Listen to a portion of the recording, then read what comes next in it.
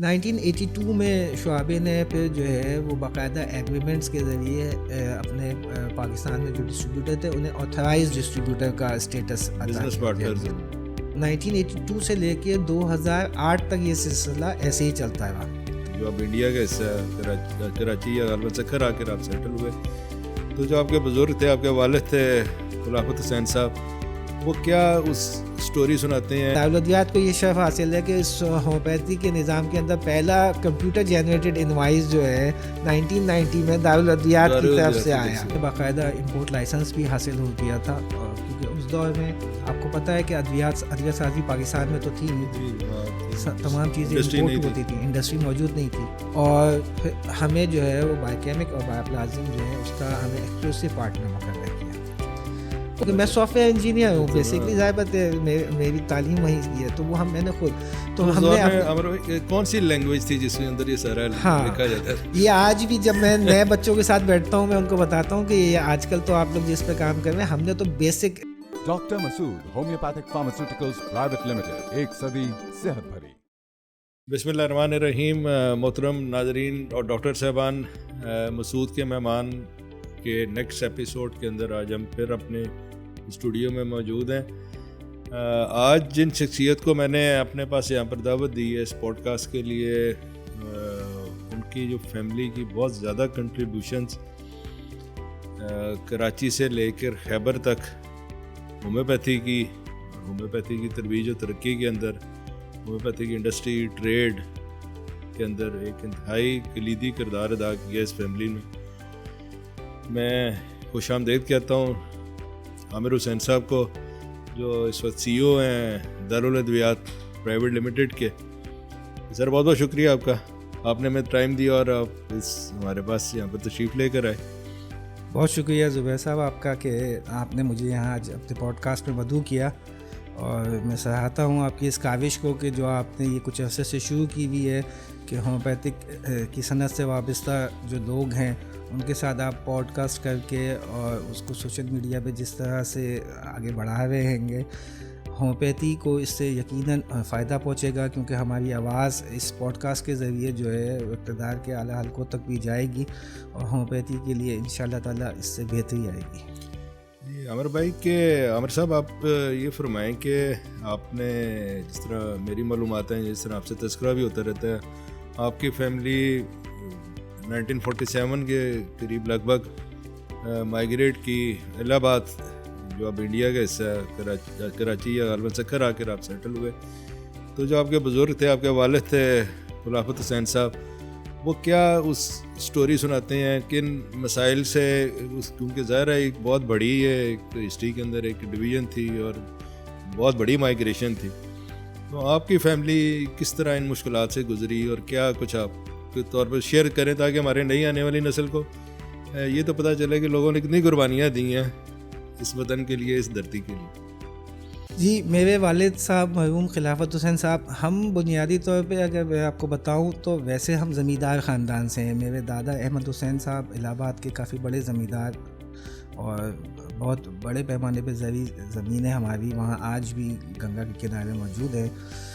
لیکن جب تقسیم ہند ہوا تو ہمارے دادا جو ہے انہوں نے تو ہجرت نہیں کی یہاں پہ, اور والد صاحب اور میرے چچا جو ہیں وہ سن 47 کے بعد پھر ہجرت کر کے پاکستان تشریف لے کے آئے, کراچی آئے, اور پھر جو ہے وہ سکھر میں جا کے سیٹل ہوئے, کیونکہ اس وقت کراچی کے مقابلے میں اندرون سندھ میں شکارپور اور سکھر وہ بڑے تجارتی مرکز ہوا کرتے تھے. تو جو ہجرت کا ہمارا سفر ہے وہ شاید دوسروں کی طرح نہیں تھا, کیونکہ ایک اچھے اس میں تھے, ایک اچھے خاندان سے تھے, مالی طور پہ کافی وہ تھے. تو جو ہجرت ہوئی تھی وہ جو ہم ویسے دیکھتے ہیں سنتے ہیں جس طرح کی تکلیفیں اور مشکلات لوگوں نے اس ہجرت نے برداشت کی, ویسا نہیں تھا. سمندری راستے سے اس وقت کی ہجرت سے جو ہے وہ ہمارے والد صاحب اور چچا یہاں آئے تھے, اور پھر سکھر میں جو ہے وہ جا کے سیٹل ہوئے. اور والد صاحب جو ہے وہ دادا تو زمیندار تھے, لیکن والد صاحب کا رجحان تجارت اور ان ساری چیزوں کی طرف تھا. اس کے علاوہ انہوں نے وہاں پہ اس وقت اس دور میں آپ آج کا جیسے جو فارمیسی کا سسٹم ہوتا ہے, فارماسسٹ ہوتے ہیں, اس طرح کا ایک ڈپلوما کورس انہوں نے فارمیسی کا کر رکھا ہوا تھا انڈیا سے, الہ آباد سے کیا ہوا تھا. تو ان کو ان ساری چیزوں کی, ان کیمیکلز کی بڑی معلومات تھی, اور ان کا شروع سے جو ہے وہ یہ تھا کہ اس نئے ملک میں آ کے میں نے اس کام کو شروع کرنا ہے. تو 1949 میں پھر انہوں نے دارالادویات کی جو ہے وہ بنیاد رکھی سکھر میں, شاہی بازار میں, ایک چھوٹی سی دکان سے, اور وہاں پہ ادویات کے ساتھ ساتھ جنرل آئٹمز اور یہ بھی تھے. لیکن پھر باقاعدہ جو ہے وہ صرف ادویات کی طرف ان کی توجہ مرکوز ہو گئی.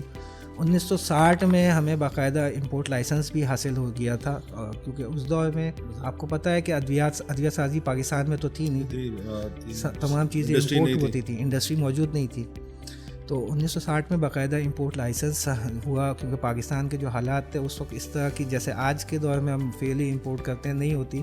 امپورٹ کیٹیگری ہوتی تھی, امپورٹ لائسنس, اس کی کوٹا ہوتا تھا جس کو امپورٹ کیٹیگری بک کہتے ہیں, کہ آپ کو 1 سال کا امپورٹ لائسنس آپ اس سے زیادہ نہیں کر سکتے. تو وہ ہمیں 1960 میں امپورٹ لائسنس مل گیا تھا, اور ہم نے ویسٹرن ایلوپیتھک ادویات جو تھیں ان سے یہ کام کا آغاز کیا تھا 1960 سے.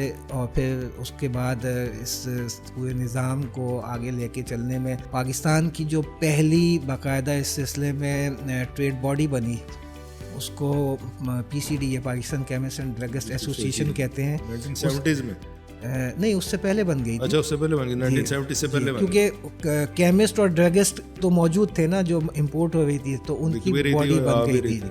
تو اس کے ہم فاؤنڈر ممبر ہیں, میرے والد صاحب اس کے چیئرمین بھی رہے اس دور میں. پھر جو ہے یہ سلسلہ ہمارا 1980 سے پہلے تک ایلوپیتھک ادویات کے ساتھ وابستہ تھا. 1978 میں پھر ہم اس آلٹرنیٹیو شعبے میں. آپ کے والد خلافت حسین صاحب کے کتنے بچے تھے؟ ایک تو آپ ہو گئے اور ایک شفاعت صاحب. جی, ہم ماشاءاللہ یوں تو ہم 8 بھائی ہیں, لیکن یہ کہ اب ان میں سے 4 بھائی ہمارے جو ہے دنیا میں نہیں, انتقال ہو گیا. تو والد صاحب نے یہ سفر شروع تو ہمارے چچا کے ساتھ کیا تھا, کیونکہ ہم سب بھائی بہن تو چھوٹے تھے. اور آپ کو یہاں پہ یہ بھی بتاتا چلوں کہ اس وقت جب دارالادویات سکھر میں تھی تو اس وقت جو آج بنگلہ دیش ایسٹ پاکستان ہے گا وہ بھی پاکستان کا حصہ ہوتا تھا. تو ہماری ایک برانچ جو ہے وہاں پہ بھی ہوتی, ڈھاکہ میں بھی تھی, ڈھاکہ اور چٹاگانگ, دو شہروں میں ہماری اور برانچز بھی ہوتی تھی. لیکن ڈھاکہ فال کے بعد پھر وہ شدید طرح کا نقصان برداشت کرنا پڑا, اور پھر وہ چیپٹر والی برانچز ہماری کلوز ہو گئی وہاں کی جو تھی. نہیں تو اس وقت ہمارے والد جو ہے موسٹلی ادھر بنگال سائڈ پہ ایسٹ پاکستان کی طرف ہوتے, تو چچا یہاں پہ یہاں کا نظام. آپ کے والد صاحب کی ذمہ داری وہ ایسٹ پاکستان میں تھی اور آپ کے چچا کی ذمہ داری ویسٹ پاکستان کی. جی, یہ کہ والد صاحب آتے جاتے رہتے تھے دونوں طرف. تو عامر بھائی, اتنی آپ الہ آباد جو میں نے ایک دفعہ میرا جانا ہوا, گنگا کا کنارہ بھی میں نے دیکھا, ادھر اشنان ہوتے بھی دیکھا. تو الہ آباد کا جو تو یہ تو بڑا ہے, کیا کہتے ہیں اردو کی آپ کہتے ہیں جائے پیدائش. تو اہل زبان ہونے کے ناطے آپ کے اوپر کتنا پریشر ہوتا ہے, اور ہم جیسے لوگوں کی کتنی کو آپ غلطیاں ذہن میں نکالتے رہتے ہیں کہ اس نے یہ لفظ سیدہ نہیں کیا. اچھا, ویسے دیکھا جائے تو میں آپ کو ایمانداری کی بات بتاؤں کہ اردو کی جتنی خدمت پنجاب میں بیٹھے لوگوں نے کی ہے, شاید اتنی اردو بولنے والوں نے نہیں کی ہے. اردو کی اصل خدمت تو پنجاب سے رہنے والے, اور مرکز بھی اس وقت اردو کے جو مرکز ہوتے تھے, پہلے دہلی ہوتا تھا, اس کے بعد اردو کا مرکز لاہور ہوتا. ٹھیک ہے, تو الہ آباد میں نے دیکھا ہے, میں خود بھی گیا 1985 میں, اور تقریباً 1 مہینہ میں انڈیا میں رہا ہوں اپنے والد صاحب و والدہ کے ساتھ. اور جہاں تک الہ آباد کا تعلق ہے, دیکھیں الہ آباد تعلیمی طور پہ بہت ہی آگے شمار ہوتا تھا, اور وہاں کا میڈیکل کالج اور یونیورسٹیز جو ہیں, اور پھر آپ نے دیکھا ہوگا کہ ہندوستان میں بھی بڑے اعلیٰ پائے کے لوگ جو ہیں ان کا تعلق الہ آباد سے ہے. جی, تو الہ آباد ہمیشہ سے بہت ہی, ویسے تو مسلمانوں کا اکثریتی شہر رہا ہے وہ, اور انڈیا کے UP صوبے کا حصہ ہے وہ.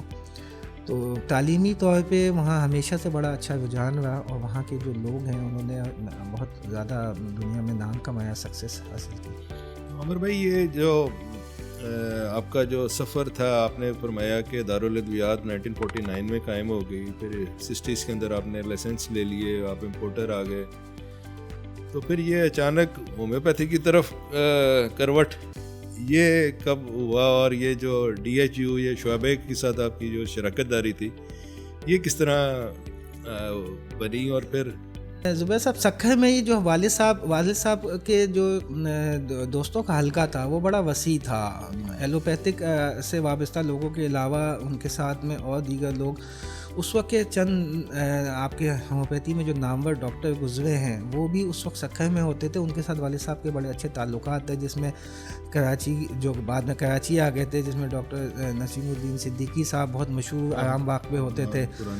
تو وہ یہ ہمارے سب والد صاحب جو ہے وہ بہت پرانے ساتھی دوست تھے سکھر میں، اور والد صاحب کو ہمارے شکار کا بڑا شوق تھا، اور وہ آج بھی ان کی وہ یادگار. ظاہر ہے وہ فارمر تھے، جو فارمر ہوتے ہیں ان کو شکار کا تو لازم. تو والد صاحب کے یہ نسیم صاحب جو تھے مرحوم وہ بھی شکار بہت اچھے شکاری تھے. تو یہ لوگ باقاعدہ ان سب چیزوں ایکٹیویٹیز میں حصہ لیتے تھے. تو ان کے ساتھ دوستی تھی. پھر جب یہ ڈھاکہ فال ہوا اس میں کاروبار میں شدید طرح کا نقصان برداشت کرنا پڑا جو اس طرف تھا.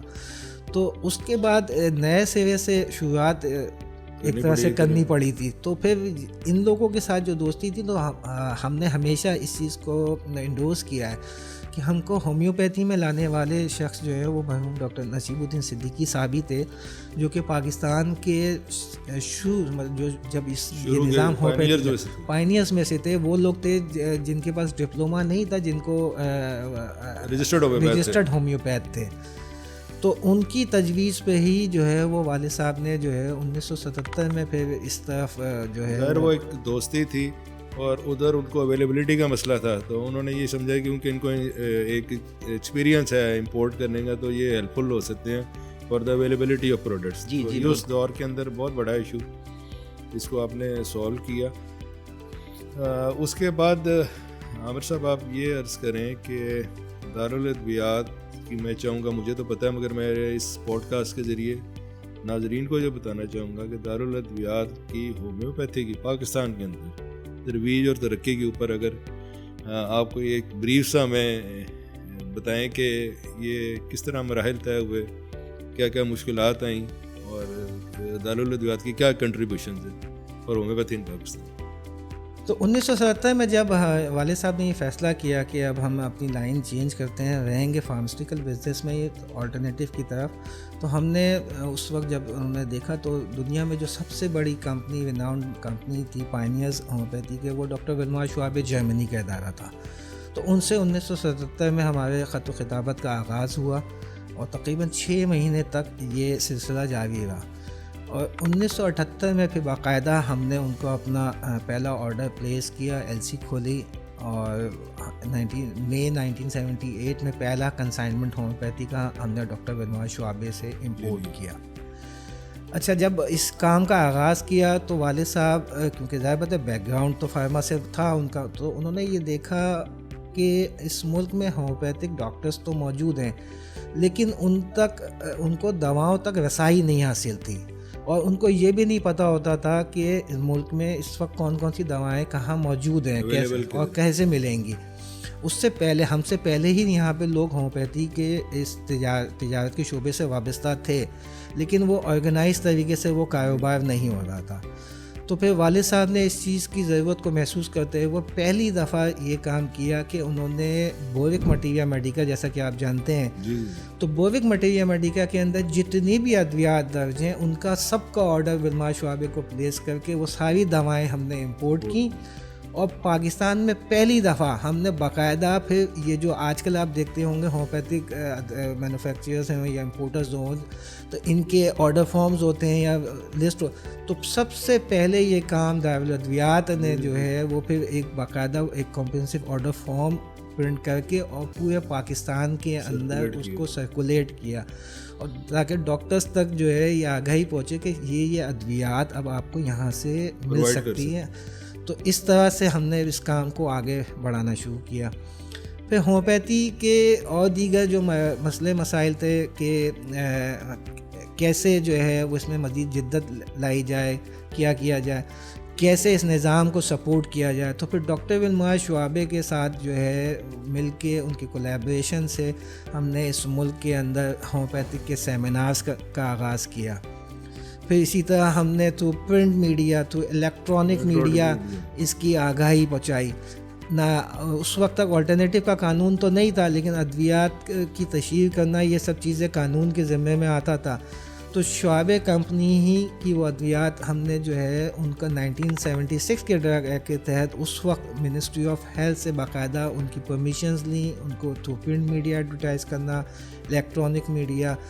پھر اس کے بعد جو ملک میں کالجز تھے ہم نے شعبے کے ذریعے ان کے سپورٹ سے جو ہے ان کالجز کو سپورٹ کرنا شروع کیا, ان کی لائبریریز کے لیے لائبریریز کو اپ گریڈ کیا, ان کو بکس کی فراہمی کو ممکن بنایا. پھر اسی طرح جو اسٹوڈنٹ جو فائنل ایئر فورتھ ایئر میں DHMS کر کے نکلتے تھے تو ان کو باقاعدہ جو ہے وہ ہر سال گولڈ میڈل دینے کا سلسلہ شروع کیا اور کئی سال تک وہ چلتا رہا. تو اس طرح سے یہ سفر ہمارا جو ہے وہ آگے بڑھا. حضرین یہ دیکھیں کہ یہ سننے میں اور کہنے میں تو یہ بڑی آسان لگ رہی ہیں, مگر آپ جس دور کا ذکر کریں عامر صاحب, اس دور کا اگر آپ تصور کریں تو چیلنجز جو تھے وہ بہت زیادہ تھے, اور اس کے اندر سب سے بڑا چیلنج یہی تھا کہ ادویات کی فراہمی. اگر ایک ڈاکٹر ہے اس نے کچھ دیکھ لیا, پڑھ لیا, لٹریچر اس کے پاس ہے, تو پھر وہ ٹولز بھی اس کو چاہیے تھے. تو یہ ایک بڑا ان کا کردار ہے جس کے اندر دارالادویات نے وہ برج بنے between the doctors and the source material کے, ان کو اصلی چیز اور اویلیبلٹی اس کی ایک ریزنیبل پرائز کے اوپر وہ کروائی گئی. تو عامر صاحب یہ آپ فرمائیں کہ آپ کہہ رہے ہیں کہ بورک مٹیریا میڈیکا کے اندر ساری ادویات, تو پھر دارالادویات اب ہومیوپیتھی سے تھوڑی سکڑتی ہوئی تو بایو کیمک تک ہم محدود اس کو دیکھتے ہیں.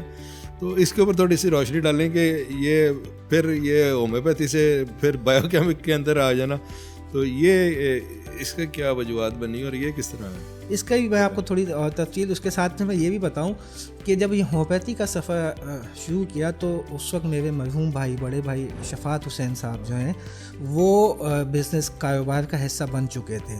تو والد صاحب نے انہی کے ساتھ جو ہے اس سفر کو آغاز کیا, اور پھر شفاعت صاحب نے اس دور میں کراچی سے لے کے اور پشاور تک کا بائی روڈ سفر کیا, شہر گئے اور جا کے اس چیز کی آگاہی دی کہ اب ہم ہومیوپیتھی کے شعبے سے وابستہ دارالادویات ولمار شعبے کے پاکستان میں ڈسٹریبیوٹر ہیں, اور ہر شہر میں جا کے اپنا تعارف پیش کیا, اور کئی دن کے اس پہ یہ سفر محیط رہا, اور پھر ان کو سب کو اس چیز کی آگاہی دی کہ اب آپ کو کیسے سہولت کے ساتھ. تو شفاعت صاحب نے بیسیکلی بہت زیادہ اس میں کردار ادا کیا, بہت محنت کی اس شعبے کی ترقی کے لیے. پاکستان میں ولمار شعبے کو روشناس کرانے میں شفاعت صاحب مرحوم کا بڑا کردار رہا.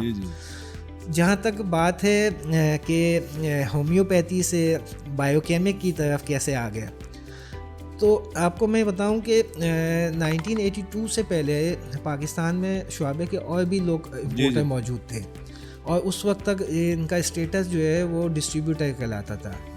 1982 میں شعبے نے پھر جو ہے وہ باقاعدہ ایگریمنٹس کے ذریعے اپنے پاکستان میں جو ڈسٹریبیوٹر تھے انہیں آتھرائز ڈسٹریبیوٹر کا اسٹیٹس عطا کیا. 1982 سے لے کے 2008 تک یہ سلسلہ ایسے ہی چلتا رہا. تب ہم پاکستان میں اور بھی جو لوگ موجود تھے وہ ہم سب لوگ جو بھی چاہتے تھے امپورٹ کر سکتے تھے.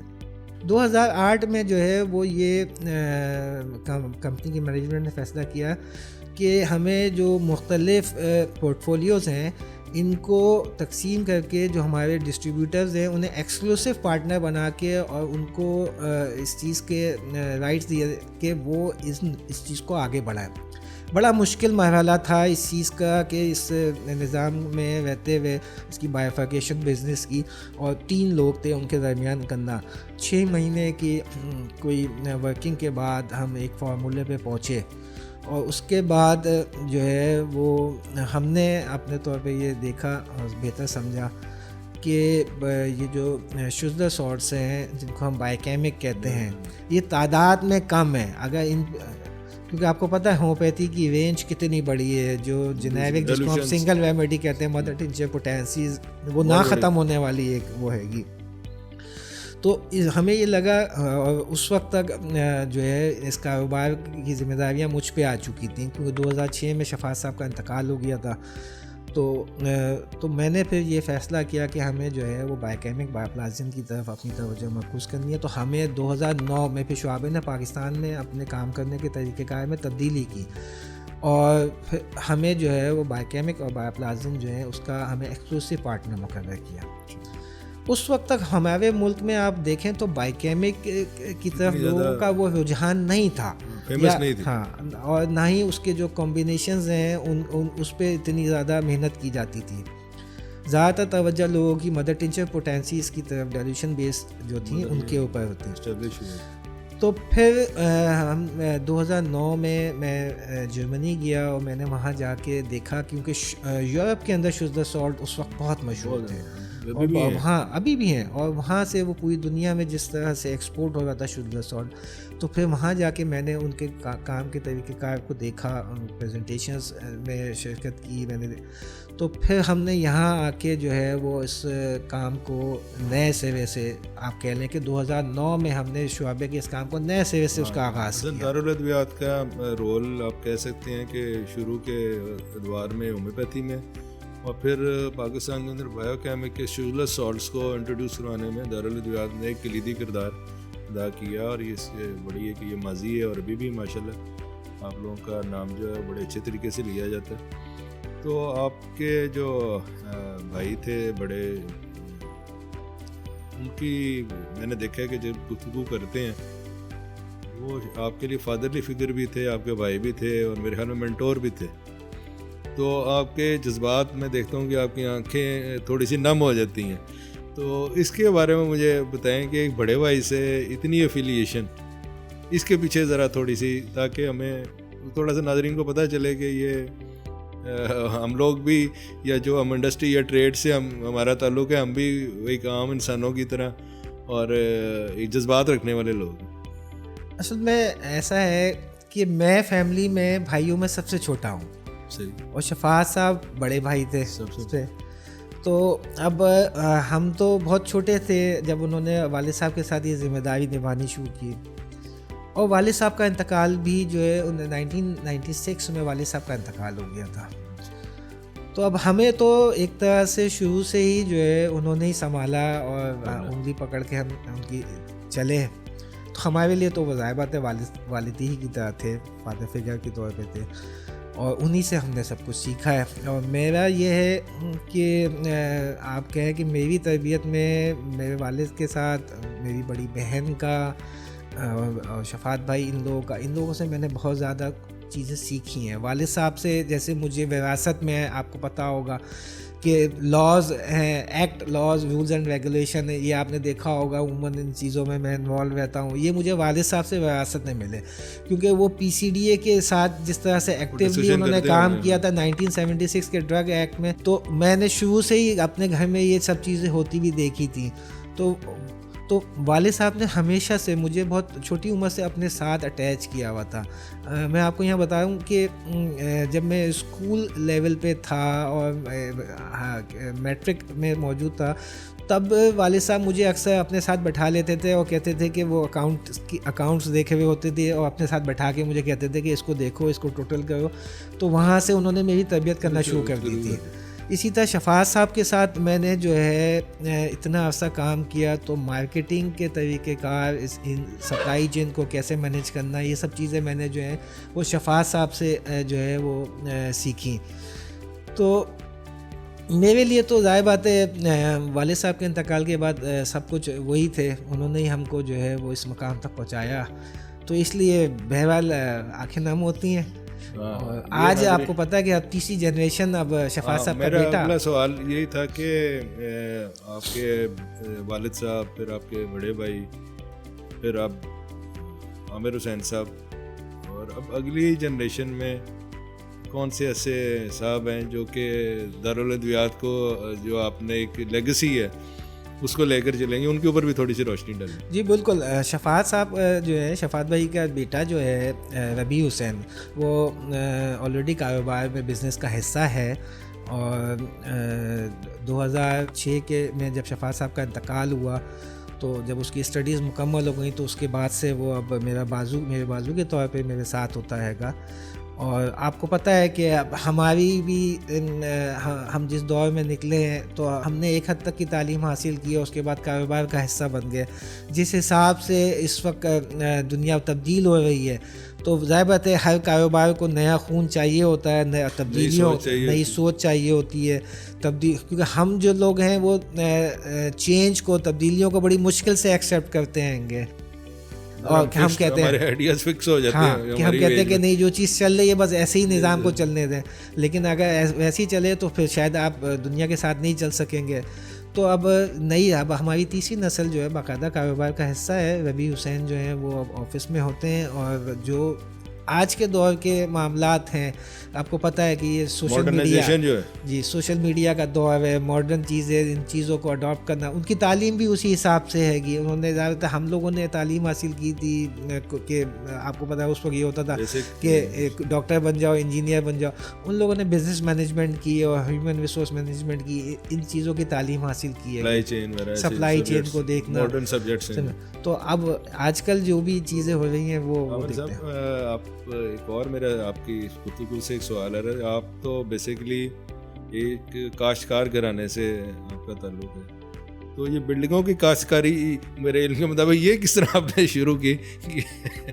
یہ بھی بس ایک ہے, کیونکہ کافی یہ آپ کی میں دیکھ رہا ہوں فیملی کی ہسٹری کے اندر ڈائیورسیفائی بہت زیادہ, کاشتکار بھی ہیں آپ, ٹریڈ میں بھی ہیں آپ, بلڈنگ کی صنعت میں بھی آباد کی آپ بڑے اہم رکن ہیں.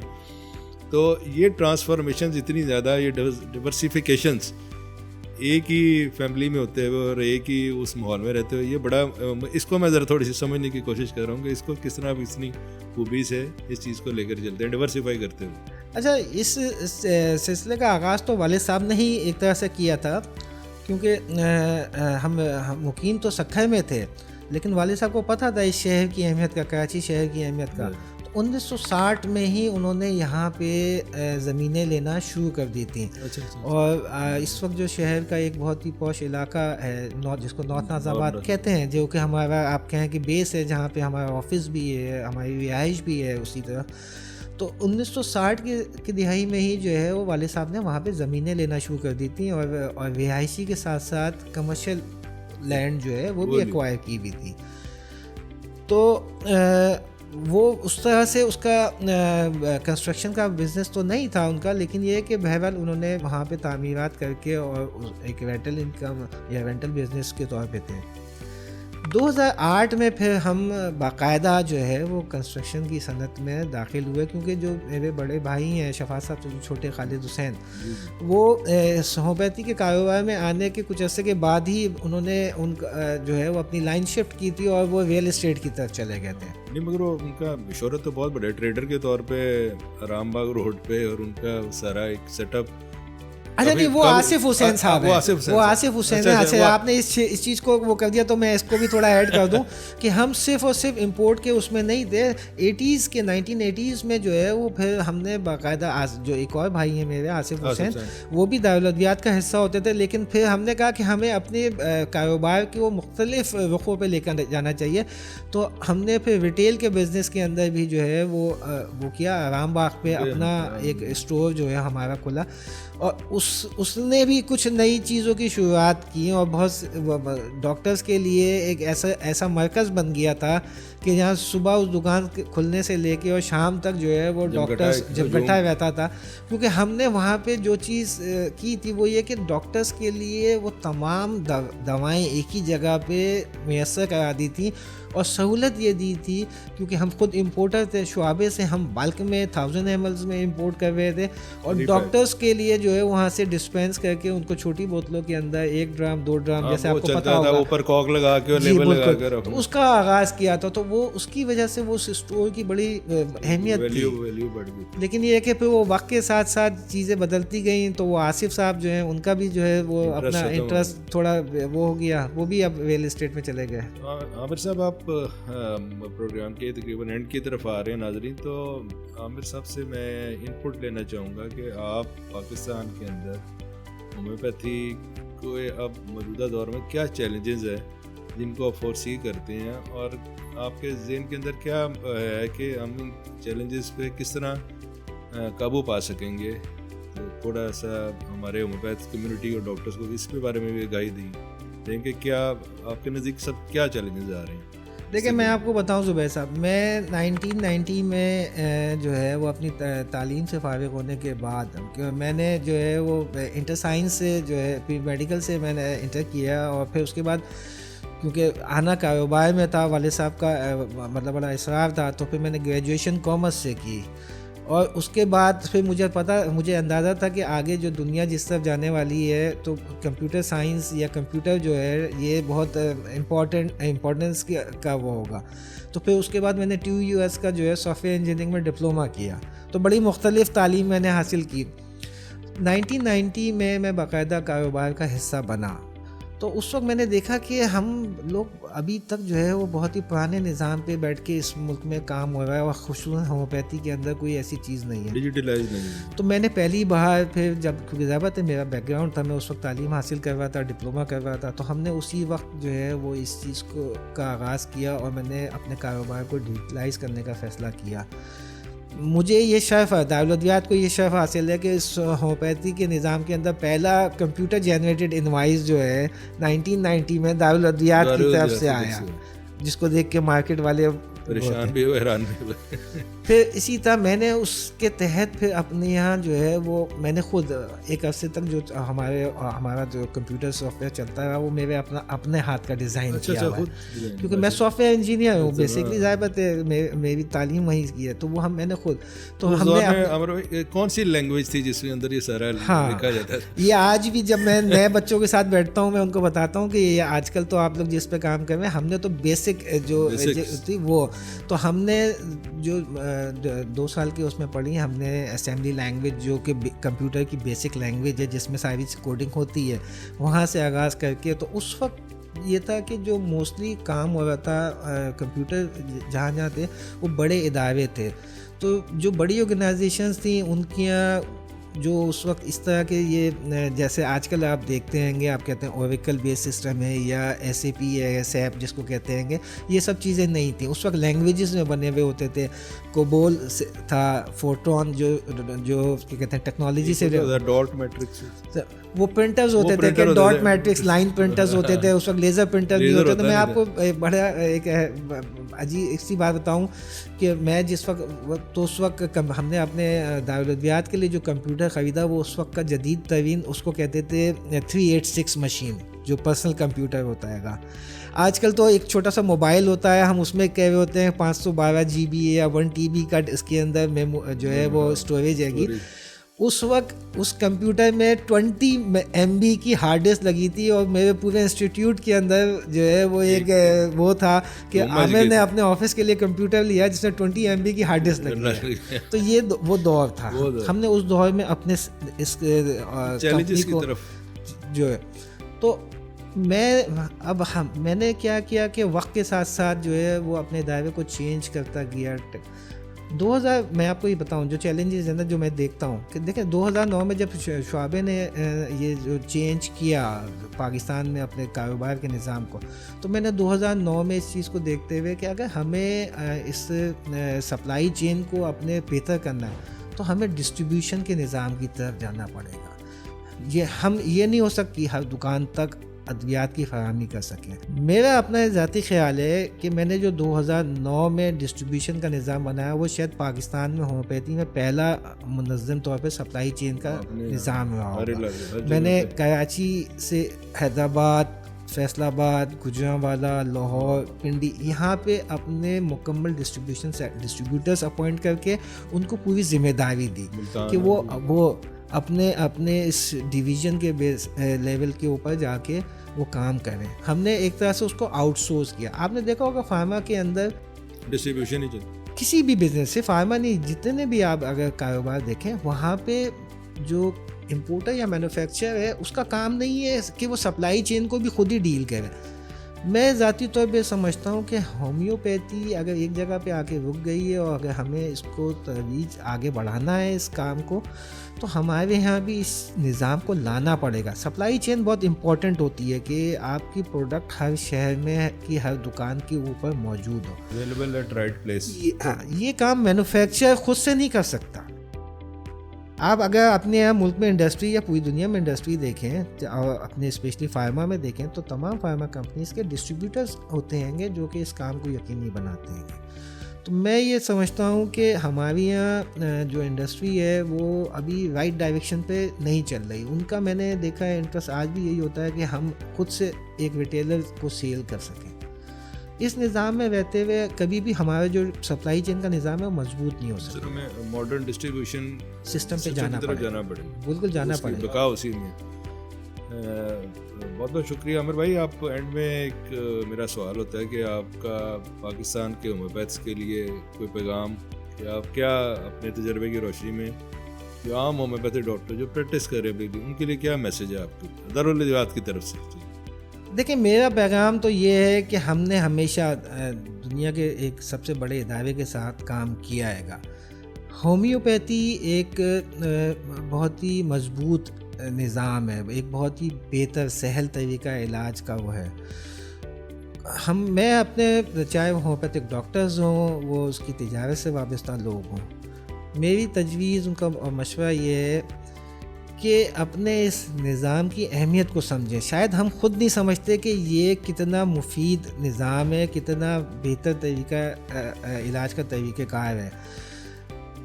اگر ہم چاہتے ہیں پاکستان میں ہومیوپیتھی کو بھی وہی مقام حاصل ہو جو ہمارے پڑوس کے ممالک میں حاصل ہے, تو ہم کو ایک پلیٹ فارم کے نیچے جمع ہونا چاہیے.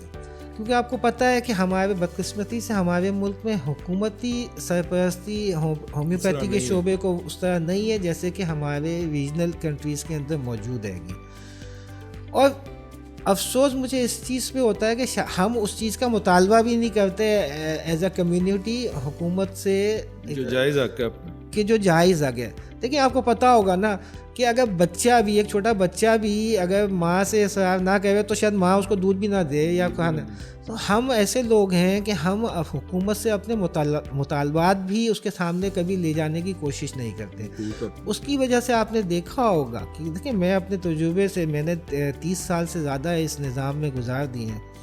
میں نے ہومیوپیتھی کو جو عروج حاصل کرتے دیکھا تھا 1980 اور 90 کی دہائی میں, اگر وہاں سے دیکھیں تو مجھے آج ہومیوپیتھی, ہو سکتا ہے تجارت کا حجم بڑھ گیا ہو, لیکن ہومیوپیتھی مجھے پیچھے جاتی ہوئی دکھ رہی ہے. چاہے وہ تعلیم کا معاملہ ہو, چاہے ہمارے ہومیوپیتھک کالجز ہوں. تو ضرورت اس بات کی ہے کہ ہمارا ایک ایسا پلیٹ فارم, اور آپ کو پتہ ہے میں ہمیشہ اس بات کے لیے بات کرتا ہوں کہ ہمیں ایک ایسا فورم بنانا چاہیے جہاں پہ ایک ہم سنجیدہ ڈیبیٹ کریں کہ ہمارے کو کیا چیلنجز, پہلے تو ہم آپس میں بیٹھ کے ڈیبیٹ کریں کیا کیا چیلنجز ہیں گے, اور پھر ہم اس کو ان چیلنجز سے ہم کیسے نمٹ سکتے ہیں, اور یک زبان ہو کے ہمیں پاکستان کے جو اعلیٰ اقتدار کے حلقے ہیں وہاں تک, جو ادارے ہیں وہاں تک اپنا مقدمہ لے کے جانا چاہیے. مجھے بڑی امید ہے کہ اگر ہم ایک بہتر انداز میں اپنا مقدمہ لے کے جائیں گے تو ہمیں بھی وہ تمام ریلیف جو کہ پاکستان میں فارما سیکٹر کو مل رہے ہیں, وہ بھی تو فارما سے ریلیٹڈ ہے. آپ نے دیکھا ہوگا کہ ہر سال بجٹ سے پہلے وہ اپنی تجاویز لے کے جاتے ہیں منسٹری آف فائنانس میں, FBI میں, اور وہ مانی جاتی ہیں. اور آپ دیکھیں کہ دیکھیں کتنا اس وقت اگر اب یہ بات شروع ہو گئی تو میں تھوڑا سا ایڈ کر دوں کہ آپ دیکھیں نا کہ فارما ہمارے مقابلے میں کتنا بڑا بزنس ہے، لیکن آج بھی ان کی اپنی ایسوسیشن، ان کے لوگوں کی کوششوں کی وجہ سے ان پہ سیلز ٹیکس 1% ہے گا، ان کی را مٹیریل کی امپورٹس پہ ڈیوٹیز جو ہوتی ہیں وہ ختم ہوتے ہوتے زیرو ہو گئی ہیں گی. اور اس کے برعکس ہومیوپیتھی جو کہ اس مقابلے میں بہت چھوٹا سا شعبہ ہے گا، اس پہ سیلز ٹیکس 18% ہے، اور ہم اس کے لیے کوئی آواز بھی نہیں اٹھا سکے، نہ کوئی کاوش کر سکے. تو یہ سب چیزیں ہومیوپیتھی کو نقصان بھی پہنچا رہی ہیں گی. میری تجویز تو یہی ہوگی، میں ڈاکٹرز کو بھی کہوں گا کہ جو ہنی مین نے آپ کو نظام طریقہ دیا ہے ان پرنسپلز پہ رہتے ہوئے آپ پریکٹس کریں، شارٹ کٹس کی طرف نہ جائیں، اور نہ ہی ایسی ادویات کا استعمال کریں کہ جن میں آپ کو پتہ ہے کہ صرف اور صرف برائے نام ہوتی ہیں گی، صرف اپنے فائدے کے لیے اپنے مریضوں کے ساتھ ناانصافی نہ کریں. سیدھا کہہ دیں مسالے والی دیکھیں یہ مطلب ہمیں دیکھیں اس پہ تھوڑی شرمندگی بھی ہوتی ہے گی اس بات کو کرتے ہوئے کہ ہم ایک مذاق سا بھی بن گئے ہیں. آپ نے دیکھا ہوگا اکثر ٹاک شوز میں ادھر کہ اگر کسی نے کسی چیز کو نیوٹرل کہنا ہو تو کہتا ہے یہ ہومیوپیتھی جیسا ہے. تو یہ جب چیز ایسی میں سنتا ہوں تو مجھے تکلیف پہنچتی ہے کہ ہم نے جو ہے 45-47 سال جس شعبے میں گزارے ہیں، جس کے لیے اتنی محنت کی ہے، دنیا میں جس کو اتنا مقام حاصل ہے، اس کو ہم نے یہاں پہ مذاق کے طور پہ اس نظام کو لیتے ہیں ہومیوپیتھی کو، کہ ہمیں اگر مذاق میں کچھ کہنا ہوتا ہے کہہ دیتے ہیں یہ ہومیوپیتھک ہے گا. تو جس نے مجھے اتنی شہرت، اتنا مقام دیا ہے، آج اتنی عزت دی ہے، جب میں اس نظام کے متعلق ایسی باتیں سنتا ہوں تو مجھے افسوس ہوتا ہے. تو میں چاہوں گا کہ ہمارے ہومیوپیتھ بھی اس میں ایک کردار ادا کریں. اس کی تجارت سے وابستہ لوگ، چاہے وہ ڈسٹریبیوٹرز ہوں، ہول سیلرز ہوں، چاہے وہ اس کے مینوفیکچر امپورٹرز ہوں، ہم سب کو ایک سنجیدہ کاوش کرنے کی ضرورت ہے اس نظام کو دوبارہ سے جو ہے وہ مقام وہ دلانے کی جو کہ ریجنل کنٹریز میں حاصل ہے. بہت بہت شکریہ عامر حسین صاحب، CEO دارالادویات، آج ہمارے پاس موجود تھے. میں پرسنلی آپ کا انتہائی مشکور ہوں. اپنے بڑا ہی قیمتی وقت آپ نے کل پرسوں بڑا لمبا سفر بھی کیا، ٹریول بھی کر کے آپ پاکستان آئے، پھر بھی آپ نے ہمارے لیے وقت نکالا. So nice of you sir. آپ کا بہت شکریہ. ناظرین، ہم اپنے کلوزنگ ریمارکس کی طرف، میں نے جتنا عامر حسین صاحب کے ساتھ وقت گزارا یا ان کے ادارے کو اسٹڈی کرنے کی کوشش کی، تو میرے خیال میں ایسنس اس کا یہ بنتا ہے، جس طرح ہم کہتے ہیں نا ہومیوپیتھی میں ایسنس آف میڈیسن کیا ہے. ایسنس اس میں یہ ہے، اگر آپ کامیاب ہونا چاہتے ہیں، آپ چاہتے ہیں کہ کوئی پیٹ چھوڑیں دنیا پر یا اپنی منزل کو حاصل کریں، تو ایک ہی جو چیز، مجھے بے شمار ان کی وجوہات ہوں گی کامیابی کی، مگر میرے خیال میں بنیادی جو چیز ہے وہ بڑوں کا ادب، احترام اور ان کا پیار ہے. آپ بڑوں، اپنے سے بزرگوں کا ادب کرتے رہیں، احترام کرتے رہیں، ان سے محبت کرتے رہیں، تو اللہ تعالیٰ آپ کو کامیابیاں آپ کے قدموں میں ڈھیر کرتے ہیں. جزاک اللہ جی. اللہ ڈاکٹر مسعود ہومیوپیتھک فارماسیوٹیکلز پرائیویٹ لمیٹڈ، 1 صدی صحت بھری.